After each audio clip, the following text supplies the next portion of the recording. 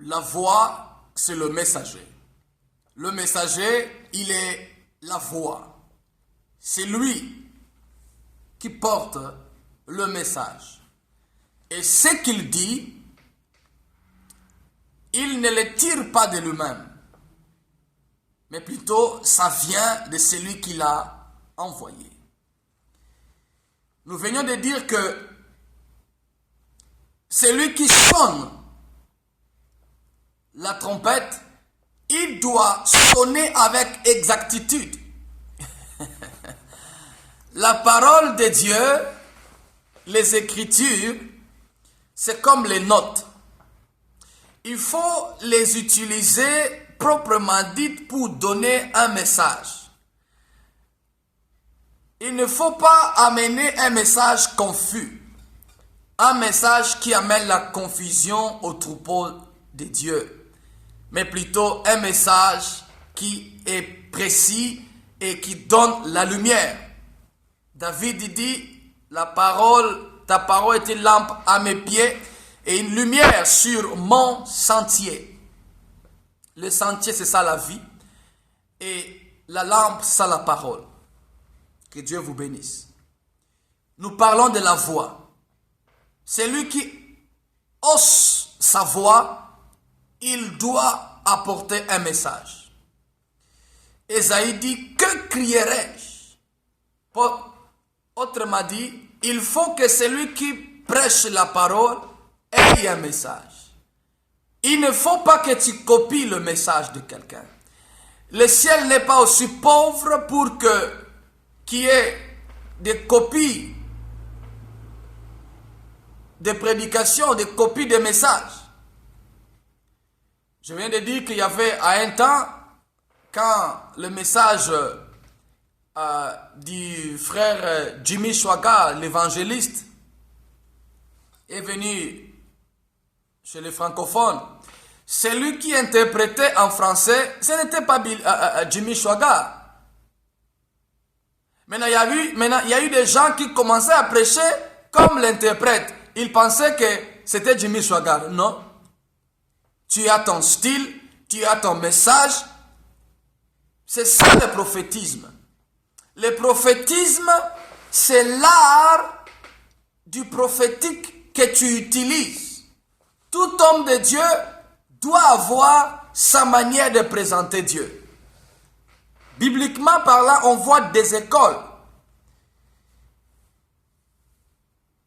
Nathan avait un style imbibé de diplomatie. Quand David est tombé, il donne en parabole. Il y avait quelqu'un qui avait ceci. Et il y avait un autre qui avait son troupeau, mais il est allé prendre l'autre. David dit, il va mourir. Et puis l'homme de Dieu dit, c'est toi, mon Seigneur, c'est toi le coupable, l'homme qui a fait du mal. Parce que tu as eu ça, tu as fait ça. Différemment de Jean a dit à Hérode, tu as couché avec la femme de ton frère directement et il est mort. Dans la communication de la prophétie ou de la volonté de Dieu, il faut que le Saint-Esprit te guide comment tu peux donner ta prophétie ou bien comment tu dois passer le message. Il y a l'école de Nathan, il y a l'école de Jean-Baptiste, il y a aussi l'école de Balaam. L'école de Balaam, c'est quoi? Balaam était très puissant, sa voix était puissante, son message était puissant. Il dit, moi Balaam, fils de Béor, nous connaissons, quand il se met à genoux, il voit Dieu. Mais comment il n'a pas vu que Dieu n'était plus avec lui? Pourquoi? Parce que quand il y a des présents, ça corrompt le cœur et tu changes le message. Beaucoup ont changé leur prédication, beaucoup ont changé leur message à cause des présents. Ne change pas de message, toi qui m'écoutes. Ne change pas de message, toi qui me vois. Si ce message passe sur ta télévision, devant tes yeux, Dieu t'interpelle. Tu as bien commencé, tu as bien débuté, mais à cause de présent, À cause des opportunités, tu as changé le message. Tu prêches autre chose. Je ne parle pas du message que prêchent d'autres frères. Ça c'est une autre catégorie. Je parle du message de la parole de Dieu. L'évangile de Jésus-Christ.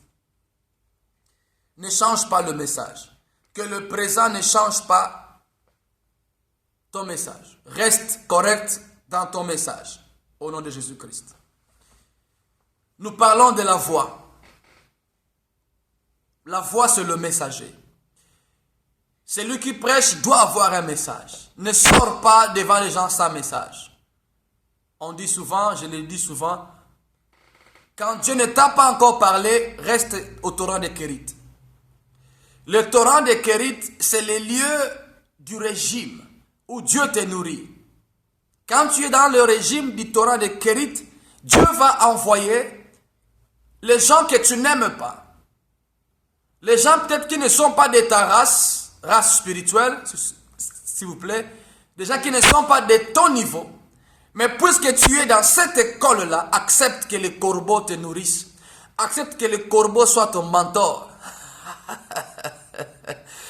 Et quand cette école-là finit, Dieu t'enverra chez la veuve. Accepte l'école, accepte l'âge de ta nourriture, accepte le message du temps où tu es. Quand tu es chez le torrent de Kérit, le régime est matin, midi, soir. Le matin, à midi et le soir. Mais quelle intensité!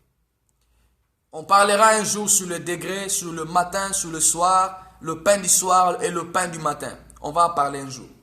Que Dieu vous bénisse. On parle sur la voix, la voix, la voix. La voix. Est-ce que dans ta voix, on écoute la parole de Dieu? Est-ce que dans ta voix, il y a le message du Saint-Esprit? Ou bien il n'y a que ta voix à toi? La voix. Dans la culture du prophète, il y a la voix. La voix du prophète, c'est une trompette. Quand un vrai prophète s'élève quelque part, le territoire où il travaille est sous l'ombrage du message qu'il prêche. Quand quelqu'un est venu de Dieu et qu'il prêche de la part du Seigneur un message donné, ceux qui sont contre lui, à beaucoup de pourcentages, ne sont pas forcément contre lui comme homme, mais ils sont contre celui qui l'a envoyé. Nous parlons de la voix. J'aimerais que nous comprenions un élément avant de clôturer cette première série de la voix. La voix, c'est la trompette. Mais celui qui joue la trompette n'est pas la trompette.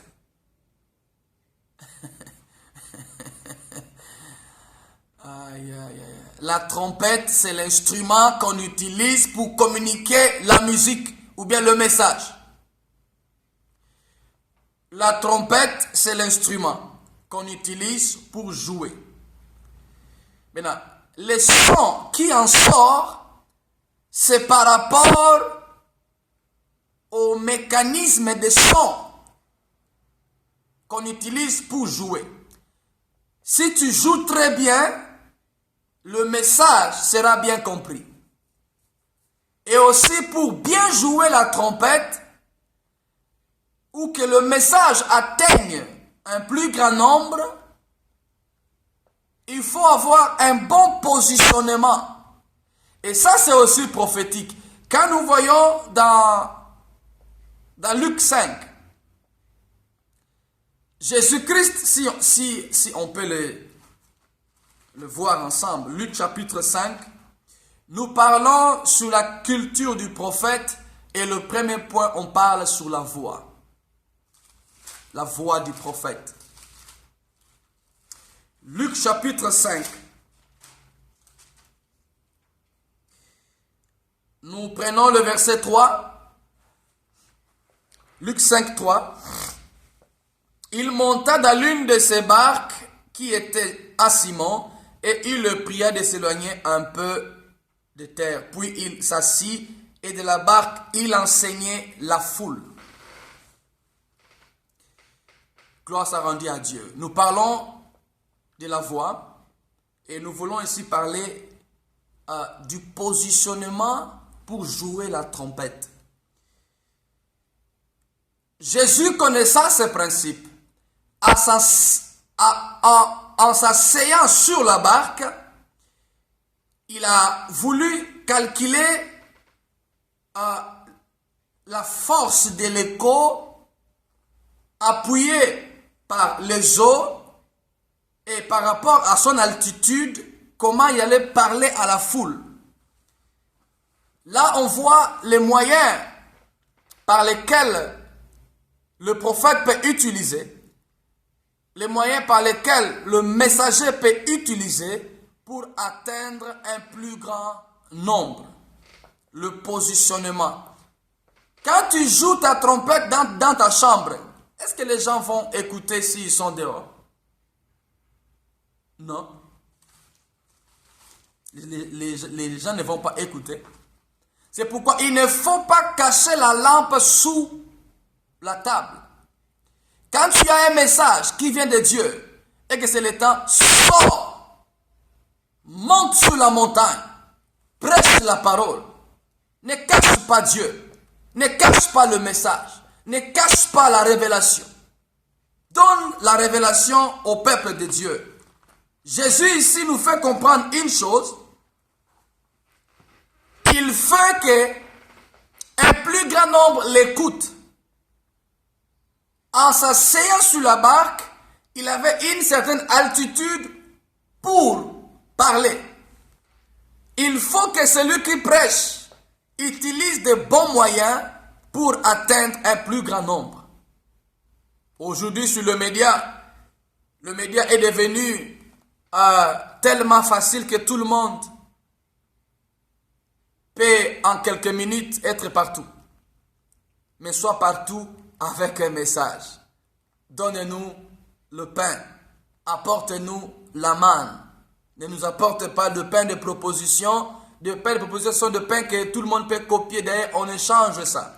Mais la manne vient d'en haut. La manne vient du Père. Et ça, on ne peut pas changer. Et on ne peut pas copier, on ne peut pas falsifier. Si tu n'es pas appelé de Dieu, tu n'es pas appelé de Dieu. Même si tu falsifies, tôt ou tard, il y aura carence. Tôt ou tard, il y aura crise du message, il y aura crise du pain. Et quand il y a crise du pain, plusieurs sont en train d'aller chez les Madianites afin de trouver du pain. C'est pourquoi aujourd'hui, il y a un problème. L'église locale est malheureusement remplie de faux frères, ceux qui prêchent des messages ou le pain des Madians. Mais je rends grâce à Dieu car le corps de Christ n'est pas mélangé. Si l'église locale est mêlée, mais le corps de Christ n'est pas mêlé. Car Judas n'a pas eu le Saint-Esprit et Jésus-Christ savait que l'Esprit ne devait pas être donné à n'importe qui. Que Dieu vous bénisse. Nous parlons de la voix et on a parlé comment parler, comment utiliser la trompette avec une bonne position. Et ici, on voit que Jésus, dans sa position, en s'asseyant sous la barque, il voulait qu'il ait une certaine altitude pour qu'il parle afin que l'écho aille vers tout le monde. Donc, si tu as un message de Dieu,